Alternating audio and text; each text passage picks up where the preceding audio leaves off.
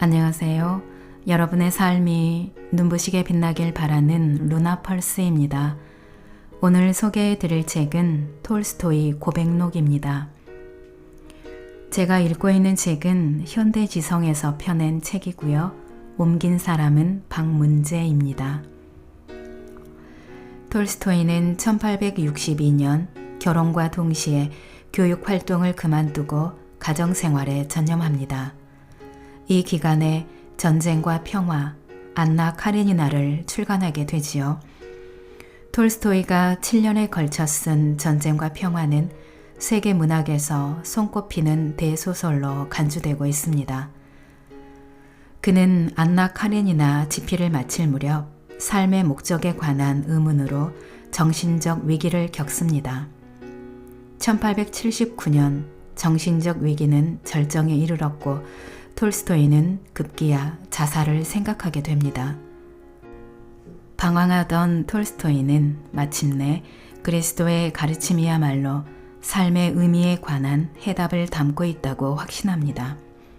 그는 자신이 찾은 해답과 확신을 고백록 이 책에 담았습니다.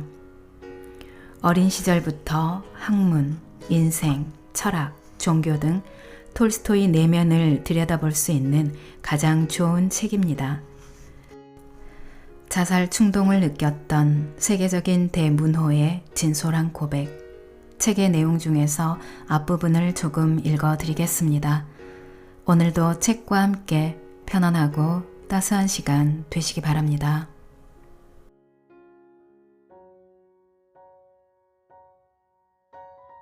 (1장) 어린 시절에 대한 기억. 나는 정교회라는 기독교 신앙 속에서 세례를 받고 자랐습니다. 유년기에 시작해서 청소년기에 이르기까지 그 신앙의 가르침을 받았습니다.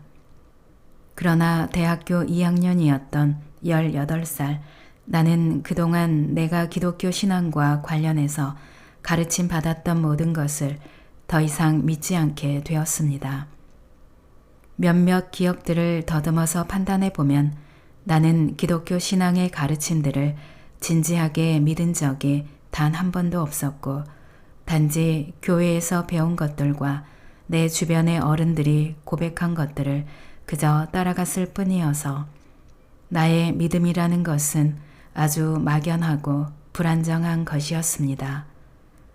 내 기억으로는 내가 11살 되던 해에 지금은 오래전에 고인이 된 블라드미르 밀류틴이라는 이름의 고등학생이 어느 일요일날 우리를 보러 와서는 자기가 최근에 학교에서 놀라운 사실을 새롭게 알게 됐다고 말하면서 그것은 하느님은 존재하지 않고 우리가 하느님에 대해 지금까지 배운 모든 것은 단지 사람들이 만들어낸 허구라는 것이었습니다.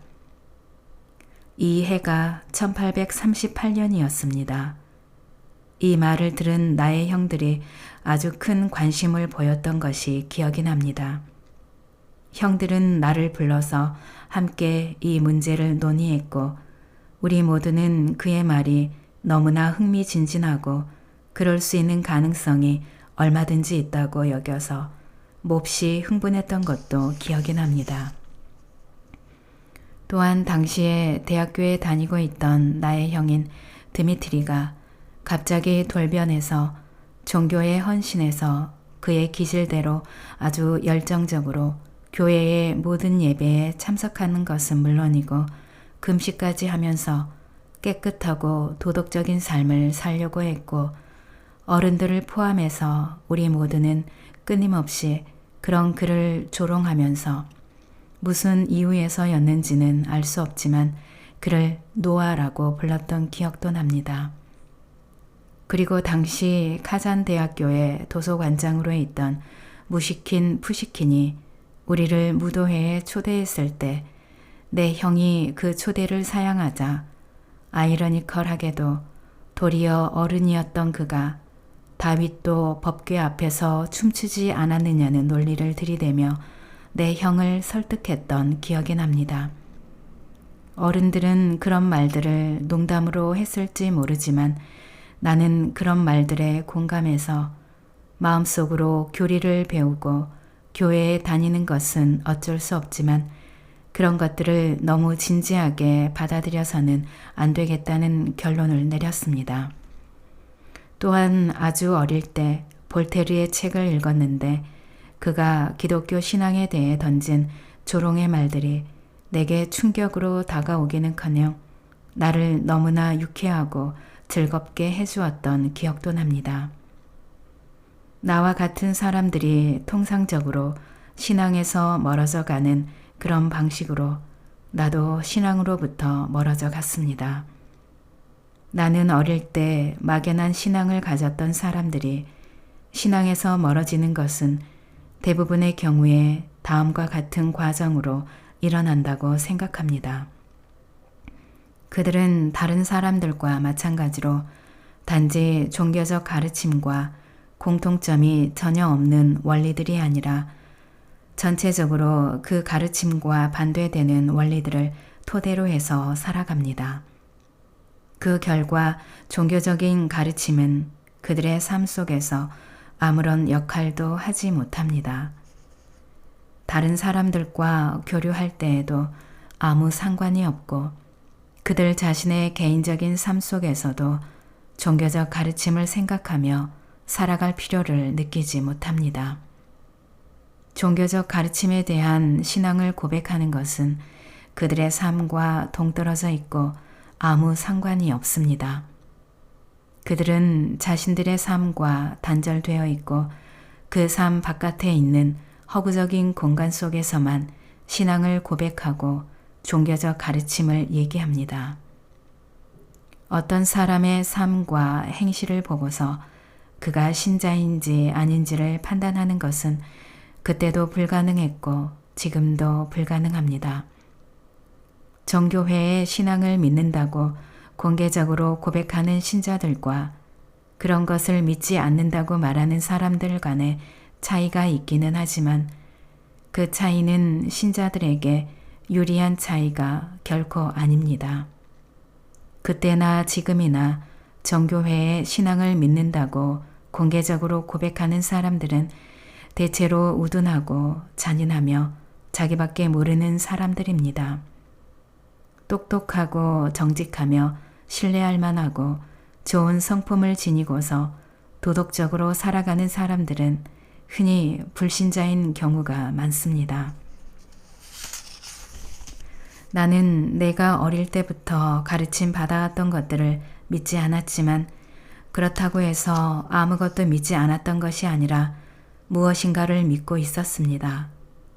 하지만 내가 무엇을 믿고 있었던 것인지는 말로 표현하는 것이 불가능했습니다.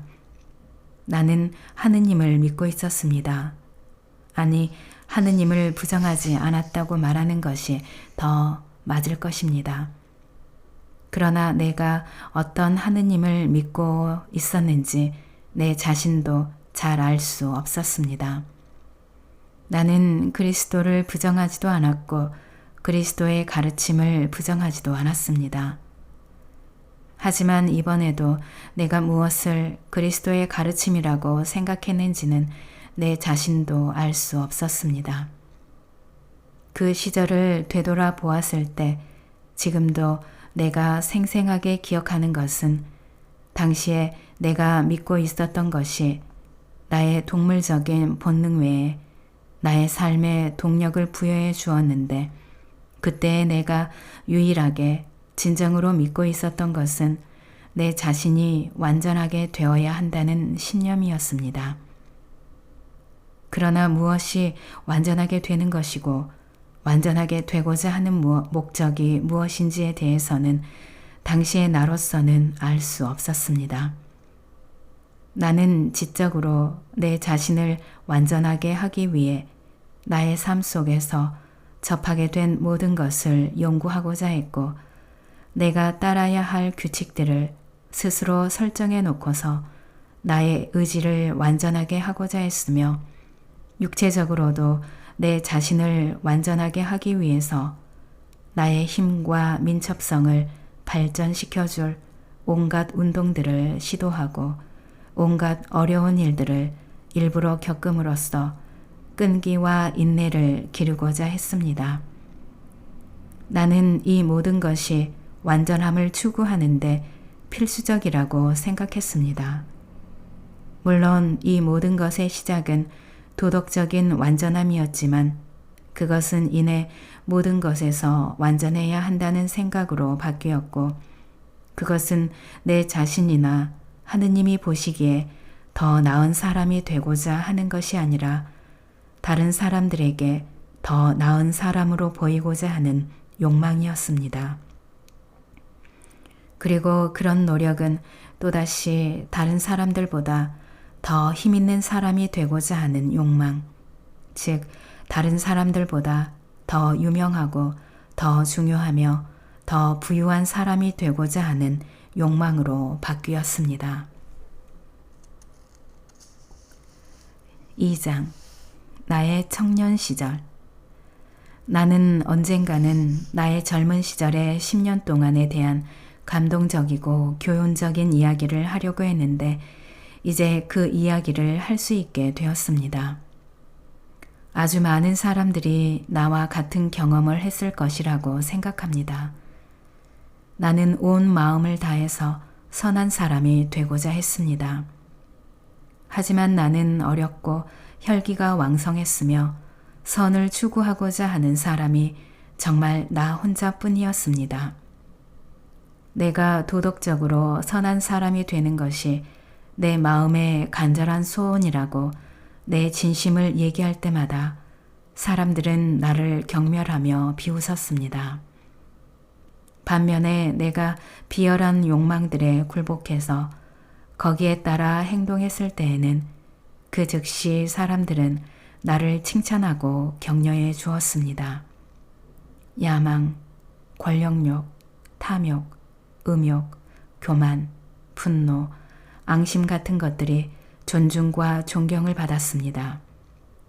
나는 그런 욕망들에 굴복해서 마치 성인처럼 행동했고 사람들이 나를 인정해 주는 것을 느꼈습니다. 나와 함께 살고 있던 숙모는 인자한 분이었고 세상에서 둘도 없는 가장 순수한 사람이었는데도 그녀가 내게 가장 바라는 것은 내가 결혼을 잘하는 것이라며 늘 입버릇처럼 이렇게 말했습니다. 청년에게 가장 중요한 일은 훌륭한 가문의 규수를 만나 결혼하는 것이란다. 그녀가 내게 대해 갖고 있던 또 다른 소원은 내가 부관이 되는 것이었고 이왕이면 황제의 부관이 되었으면 하는 것이었습니다. 하지만 그녀의 가장 큰 소원은 뭐니 해도 내가 부호의 딸과 결혼해서 많은 하인들을 거느리며 살게 되는 것이었습니다. 나는 그 시절을 떠올리기만 하면 너무나 끔찍해서 소름이 끼치고 역겨워지며 마음이 아파오기 시작합니다. 전쟁에 나가서 사람들을 죽였고 내 마음에 안 드는 사람들이 있으면 결투를 신청해서 그들을 죽였습니다. 노름을 해서 많은 돈을 잃었고 농부들의 피땀을 갈취하여 살아갔으면서도 그들에게 형벌을 내렸으며 방탕하게 살며 음행을 저질렀고 사람들을 속였습니다. 거짓말, 강도, 온갖 음행, 술 취함, 폭력, 살인 등 내가 저지르지 않은 범죄는 없었습니다. 그런데도 사람들은 내가 한 일들을 칭찬했고 나를 비교적 도덕적인 사람으로 여겼고 지금도 그렇게 여기고 있습니다. 나는 그런 식으로 10년 동안 살았습니다. 그 기간 동안에 나는 허영심과 이기심과 교만으로 글을 쓰기 시작했고 내가 나의 삶 속에서 했던 것들을 나의 글들 속에서도 똑같이 했습니다. 내가 글을 쓴 목적은 명성과 돈을 얻기 위한 것이었기 때문에 나의 글들에서 선한 것들은 감추고 악한 것들을 드러내지 않으면 안 되었고 나는 실제로 그렇게 했습니다. 내 삶에 의미를 부여한 것은 선을 향한 추구들이었지만 나의 글들 속에는 그런 것들을 일부러 외면하거나 가벼운 조롱거리로 다루는 방식으로 은폐하는 일이 비일비재했습니다. 나의 시도는 성공했고 사람들로부터 박수갈채를 받았습니다. 내가 26살 때 전쟁이 끝났고 나는 당시 상트페테르부르크로 돌아와서 작가들과 어울렸습니다. 그들은 나를 작가로 대우해주고 호의적으로 대해주었습니다. 나는 내 자신을 되돌아보면서 내 자신을 정립할 시간을 갖기도 전에 내가 어울리게 된 한 무리의 작가들의 인생관을 받아들였고 그들의 인생관은 선을 추구하고자 했던 나의 이전의 모든 노력을 다 말살시켜 버렸으며 내가 방탕하게 살아가는 것을 정당화할 수 있는 이론을 제공해 주었습니다. 이 사람들, 그러니까 나의 동료 작가들의 인생관은 이런 것이었습니다. 인생이라는 것은 전체적으로 계속해서 발전해가고 이 발전 과정에서 사상가들이 주된 역할을 하는데 사상가들 중에서도 우리 같은 예술인들과 시인들이 가장 큰 영향력을 발휘한다. 우리의 소명은 인류를 가르치는 것이다. 진보에 대한 미신적 믿음과 형의 죽음. 진보에 대한 미신적인 믿음을 인생의 지침으로 삼기에는 불충분하다는 것을 깨닫게 해준 하나의 사건은 내 형의 죽음이었습니다.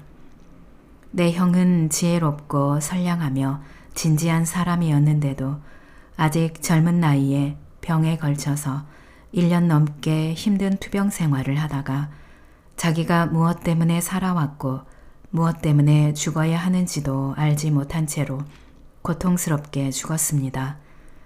내 형이 고통스럽게 서서히 죽어가고 있는 동안에 그 어떤 이론도 그에게나 내게나 그런 질문들에 대해 그 어떤 대답도 해줄 수 없었습니다.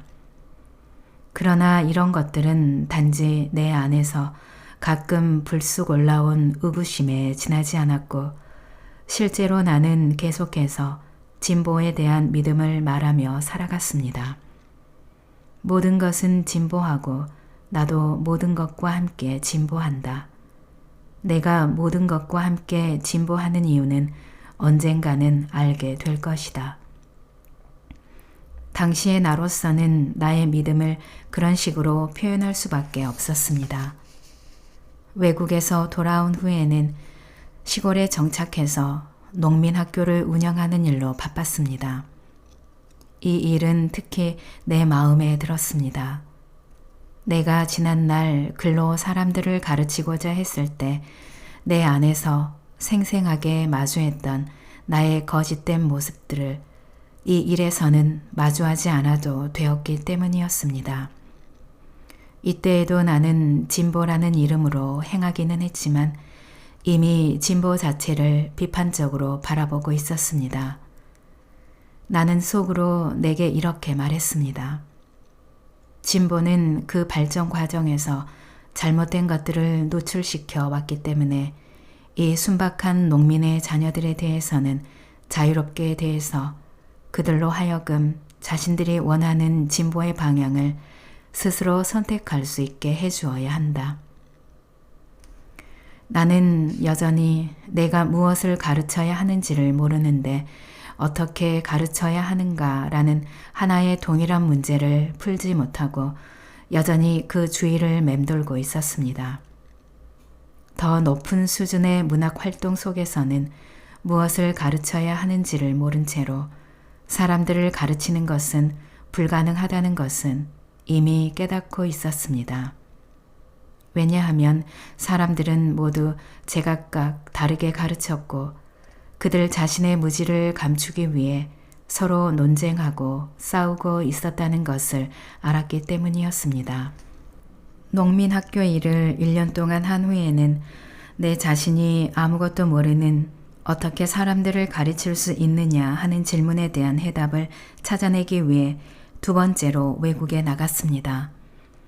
그리고 나는 그 해법을 외국에서 찾아냈다고 생각했고 그 모든 지혜로 무장한 채로 농노들이 해방되던 해인 1861년에 러시아로 다시 돌아와서 농노들과 지주들 간의 문제를 해결해 주는 중재자가 되어 학교에서는 배우지 못한 농부들을 가르치고 내가 발행한 잡지를 통해서는 식자 계층을 가르쳤습니다. 모든 것이 잘 되어가는 것처럼 보였지만 나는 나의 정신 상태가 그리 좋지 못해서 이 일들을 이런 식으로 오랫동안 계속해 나갈 수 없다고 느꼈습니다. 그때 내가 인생에서 아직 한 번도 겪어보지 못했던 측면이자 내게 행복을 약속해 주는 것처럼 보였던 일이 없었더라면 나는 그때로부터 15년 후에 겪게 될 절망의 상태를 아마도 당시에 겪게 되었을 것이었는데 그 일은 바로 나의 결혼이었습니다. 1년 동안 나는 농노와 지주를 중재하고 농민학교에서 가르치고 잡지를 발행하는 일로 능코 뜰 새 없이 바빴고 결국에는 탈진되고 말았는데 그것은 특히 나의 정신적인 혼란으로 인한 영향이 컸습니다. 농노들과 지주들을 중재하는 일로 씨름하는 것은 너무나 힘들었고 농민학교 활동의 성과도 미미했습니다. 잡지 발행에 뛰어들어서 좌충우돌하는 내 모습에도 거부감을 느꼈습니다. 왜냐하면 나는 거기에서도 지금까지 늘 부딪혀 왔던 것과 똑같은 문제, 즉 내가 무엇을 가르쳐야 하는지도 알지 못한다는 사실을 숨기고서 사람들을 가르치기 위해 교묘하게 잔재주를 피워야 했기 때문이었습니다. 결국 나는 육체적이라기보다는 정신적으로 중병에 걸리고 말았습니다. 나는 모든 것을 내던져버리고 바슈키르 부족이 사는 대초원지대로 가서 맑고 신선한 공기 속에서 호흡하고 마유주를 마시며 원시적인 생활을 했습니다. 초원에서 돌아온 나는 결혼을 했습니다. 행복한 가정생활이라는 새로운 환경은 인생의 의미를 탐구하는 일로부터 나를 완전히 떼어놓았습니다. 당시에 나의 삶은 내 가정과 내 아내와 내 자녀들이 전부였고 따라서 나는 내 가족이 먹고 살 재산을 늘리는 일에 전념했습니다. 내 자신을 완전하게 하겠다는 나의 인생 목표는 이미 일반적인 완전함, 즉 진보에 대한 추구로 대체되어 있었는데 이제는 또다시 단지 나와 나 가족을 위한 최선의 환경을 만들고자 하는 노력으로 대체되었습니다. 이렇게 해서 15년이라는 세월이 또 흘러갔습니다.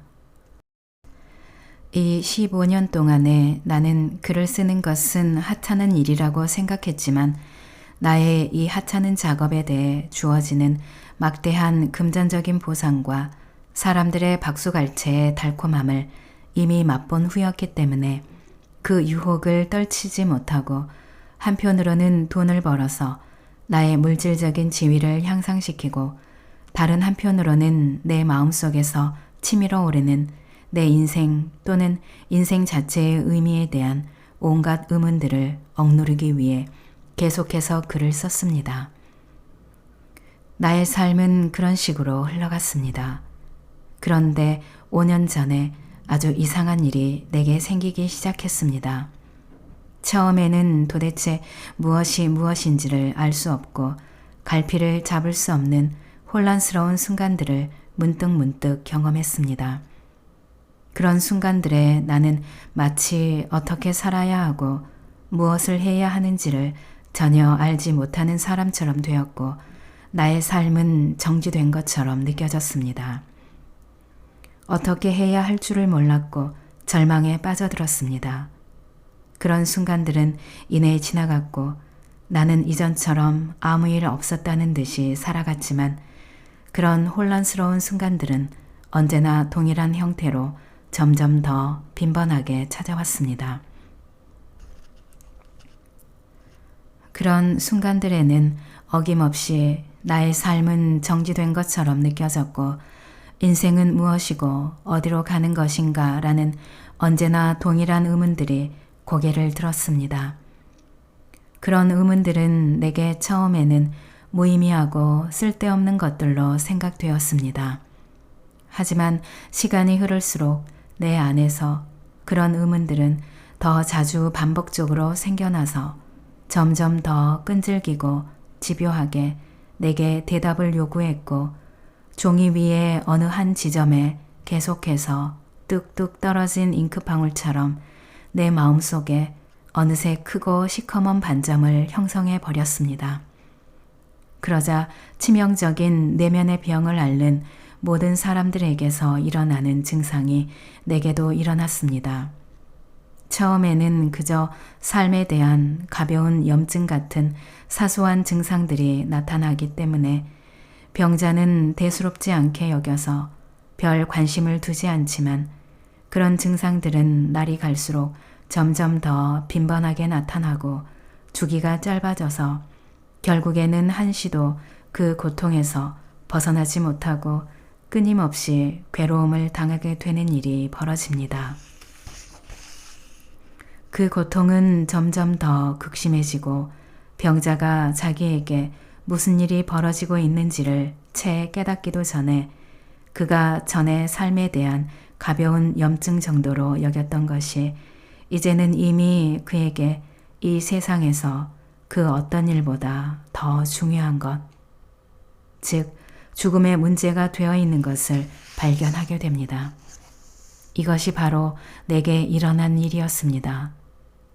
나는 그것이 가벼운 염증이 아니라 아주 중요한 일이라는 것을 알았고 내게 끊임없이 반복적으로 일어나는 그런 의문들에 대답하지 않으면 안 된다는 것을 알았습니다. 그래서 나는 그 의문들에 대답하려고 애썼습니다. 그 의문들은 아주 시시하고 간단하며 유치한 것들로 보였습니다. 하지만 그 의문들에 손을 대서 풀어보려고 하자마자 나는 이내 두 가지를 깨달았습니다. 첫 번째는 그 의문들은 유치하고 시시한 문제들이 아니라 인생에 대한 가장 중요하고 심오한 질문들이라는 것이었고, 두 번째는 내가 이 의문들을 풀려고 아무리 많은 시간을 들여 노심초사해도 나의 능력으로는 풀 수 없다는 것이었습니다. 나는 사마라에 있는 내 땅을 관리하는 일이나 내 아들의 교육 문제나 글을 써서 책을 내는 일을 하기 전에 내가 왜 그런 일들을 해야 하는지를 알아야 했습니다. 그 이유를 알지 못하고서는 아무것도 할 수 없었고 심지어 살아갈 수도 없었습니다.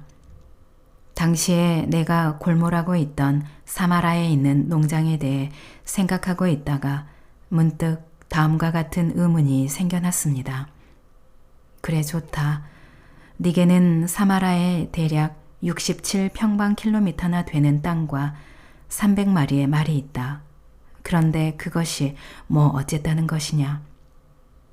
나는 몹시 혼란스러워져서 갈피를 잡을 수 없었고 그 다음에 무엇을 생각해야 할지를 몰랐습니다. 나의 자녀들을 어떤 식으로 교육시켜야 할지를 생각하며 계획을 세우고자 하면 도대체 무엇 때문에 그렇게 해야 하는데? 라는 의문이 내 안에서 불쑥 올라왔고 어떻게 하면 농부들이 더 잘 살 수 있게 할 수 있을까를 생각하다 보면 그런데 그 일이 나와 무슨 상관이 있는데? 라는 의문이 갑자기 올라오기도 했습니다.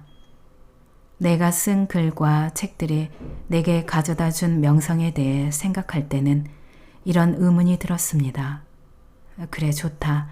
네가 고골리나 푸시킨이나 셰익스피어나 몰리에르 아니 이 세상의 모든 작가들보다 더 유명해질 것이라고 하자. 하지만 그게 뭐 어쨌다는 것이냐.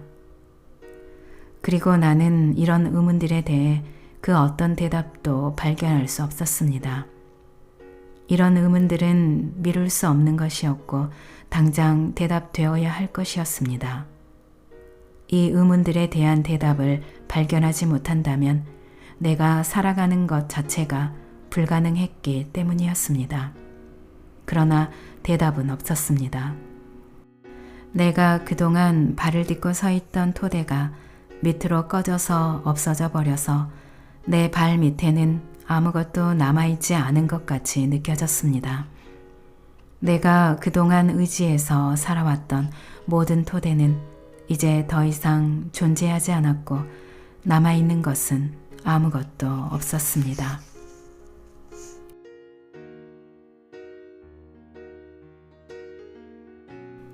낭독은 여기까지입니다.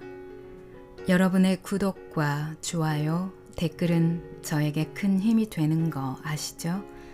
오늘도 끝까지 들어주셔서 감사합니다.